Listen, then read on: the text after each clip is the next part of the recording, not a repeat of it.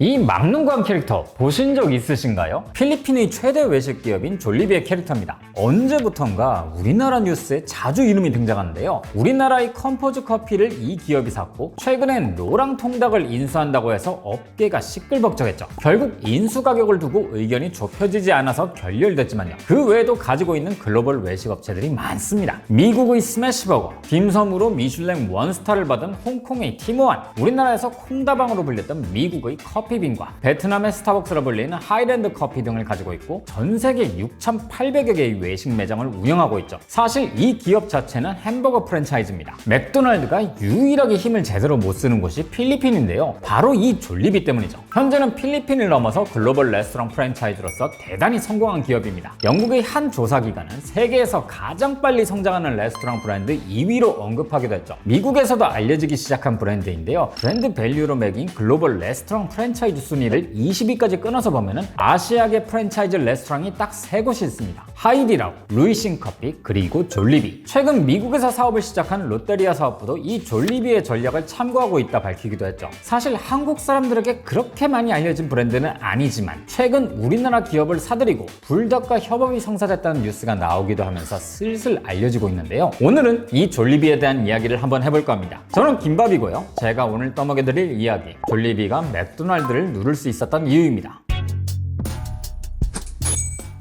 졸리비를 창업한 사람은 화학공학을 전공하던 토니 탄 칵총입니다. 사실 초기에는 아이스크림 전문점으로 시작한 곳이죠. 탄 칵총이 어느 날 아이스크림 공장에 견학을 가는데요. 이 공장에선 매그놀리아라는 브랜드의 아이스크림이 아주 체계적인 방식으로 생산되고 포장된 뒤에 필리핀 전역으로 퍼지고 있었습니다. 어느 곳에서든지 동일한 브랜드의 동일한 품질의 음식을 먹을 수 있다는 시스템에 반해버렸죠. 그래서 아이스크림 가게를 차리기로 결정합니다. 사실 좀 뜬금없는 흐름이긴 한데요. 칵총은 원래도 식당 사업의 피가 흐르던 사람이긴 했습니다. 부모님도 식당을 운영했었고 또 어린 시절부터 유독 입맛이 까다로워서 부모님도 힘들었을 정도라 하고요. 1975년 탄 칵총은 가족들의 도움으로 마닐라에 매그놀리아 아이스크림을 파는 가게를 오픈하게 됩니다. 이게 나름 팔리긴 했는데요. 이상하게 손님들이 가게로 들어와서는 식사는 안 파냐고 묻는 사람이 너무 많은 거예요. 솔직히 저였다면 좀 열받을 것 같거든요. 왜 아이스크림 가게에서 밥을 찾고 있지? 그런데 칵총은 달랐습니다. 기왕 이렇게 된 김에 진짜 밥을 팔아볼 생각을 했거든요. 메뉴에 핫도그와 샌드위치를 추가했는데 정말 아이스크림보다 이게 더 많이 팔려나갔죠. 야, 이거 되네? 싶었을 거예요. 당시 필리핀 상황을 보면 이런 간단한 식사들이 많이 팔려나갈 수밖에 없었습니다. 과거 우리나라도 경제가 발전하면서 일자리를 찾기 위해서 고향을 떠나 대도시로 이주하는 사람들이 많았는데요. 필리핀도 이 상황과 비슷했거든요. 사람들은 일자리가 많았던 마닐라로 몰려들었고 일하느라 바쁘다 보니 저렴하고 빠르게 나오는 한 끼를 주로 찾았죠. 사실 당시까지만 해도 아이스크림은 사치품에 가까웠거든요. 아이스크림을 만들고 유통하는 건 굉장히 비싼 기술이었으니까요. 아무튼 이후로도 식사가 쭉 잘 팔리다 보니까 결국 아이스크림은 접고 패스트푸드 사업을 시작하기로 합니다. 경영 컨설턴트의 도움을 받아서 1978년 졸리비가 탄생했죠. 웃고 있는 막눈광의 벌도 이때 만들어졌습니다. 졸리비라는 이름도 그렇지만 열심히 일하면서도 행복한 꿀벌이라는 이미지를 담아서 만들어낸 캐릭터라고 합니다. 일하면서도 행복하다? 이건 정말 막눈광이 맞는 것 같네요. 아무튼 광고에서도 늘 행복한 가족, 따뜻한 정을 강조했었죠. 필리핀에선 맥도날드보다 이 졸리비가 더 잘 먹힙니다. 매장도 압도적으로 많죠. 자국민들이 딱 좋아할 만한 메뉴들을 잘 만들었거든요. 우선 졸리비의 대표 메뉴를 보면 3가지 정도가 있는데요. 이게 사업 초창기 때 전부 다 나왔습니다. 첫 번째로는 창업과 함께 등장한 얌버거. 이 메뉴의 핵심은 패티와 시그니처 드레싱입니다. 일반적인 햄버거 패티와는 다르게 계란 등을 넣어서 만들기 때문에 좀 더 촉촉하고 양이 푸짐해 보인다는 특징이 있죠. 먹어보신 분들에 따르면 납작하게 만든 미트볼 맛이라고 표현을 하기도 하더라고요. 마요네즈를 베이스로 한 새콤달콤한 드레싱도 매력적입니다. 그 다음에 만들었던 졸리 스파게티도 대표적인 메뉴죠. 필리핀식 스파게티를 나름의 졸리비식으로 재해석한 건데요. 언뜻 보면 일반적인 스파게티 같지만은 소스가 다릅니다. 필리핀에서는 바나나로 만든 케첩을 정말 많이 먹어서 국민 소스의 반열에 올라 있는데요. 스파게티에 이 바나나 케첩을 넣어서 만든 거죠. 자, 마지막으로는 80년에 출시한 치킨조이. 이건 정말 졸리비를 상징하는 메뉴라고 할 수 있습니다. 염지된 닭고기를 튀긴 후에 필리핀의 향신료를 더해서 그레이비 소스에 찍어 먹는 건데요. 이게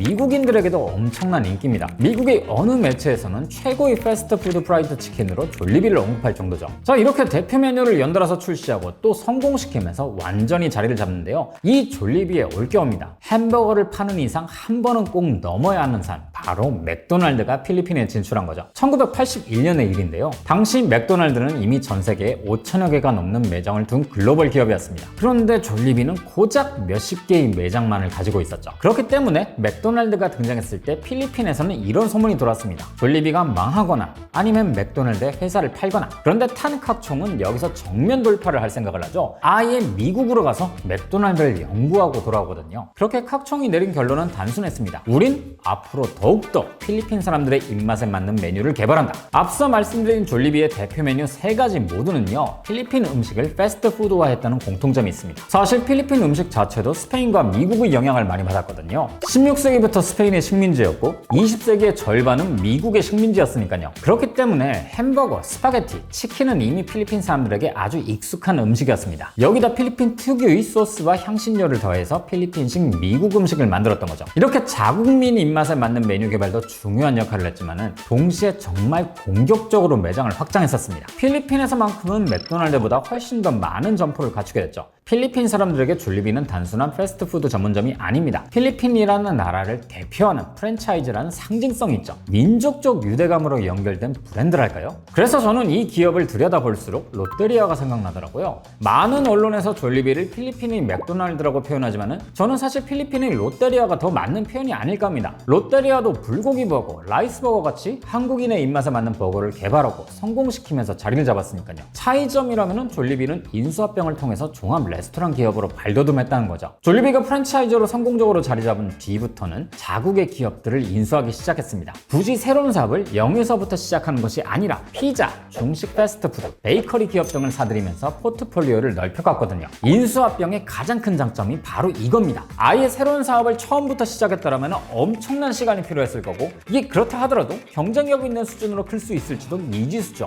하지만 인수합병은 그 기업이 원래 가지고 있던 경쟁력과 시장 지배력을 비교적 안전하게 내 것으로 만들 수 있습니다. 시간과 노력을 돈으로 사는 거랄까요? 다만 엄청난 안목과 통합 능력이 필요하겠죠. 졸리비는 이 외식업을 발판 삼아서 본격적으로 해외로 진출합니다. 그럼 또 이런 궁금증이 생기죠. 아니, 졸리비는 필리핀 사람들의 입맛에 맞춘 건데 어떻게 해외에도 먹힐 수 있었을까? 졸리비도 아마 이 고민을 엄청나게 오래 했을 겁니다. 그렇기 때문에 철저하게 필리핀 교민들이 많았던 지역을 중심으로 진출을 했던 거죠. 일종의 고향의 맛 전략이었던 겁니다. 해외 시장을 공략할 때 정말 위험한 요소 중에 하나가 익숙하지 않은 음식이죠. 예를 들어 떡볶이와 김밥은 불과 10년 전만 하더라도 미국에선 현지 소비자들에게 외면받던 팔리지 않는 음식이었습니다. 하지만 K-팝과 한국 문화 인기가 오르면서 미국 소비자들도 한번 먹어볼 생각을 할 수 있게 된 건데요. 졸리비도 마찬가지입니다. 이 필리핀식 햄버거가 익숙한 사람들이 모여있는 것을 우선적으로 공략한 뒤 점진적으로 확산하는 방식을 택한 거죠.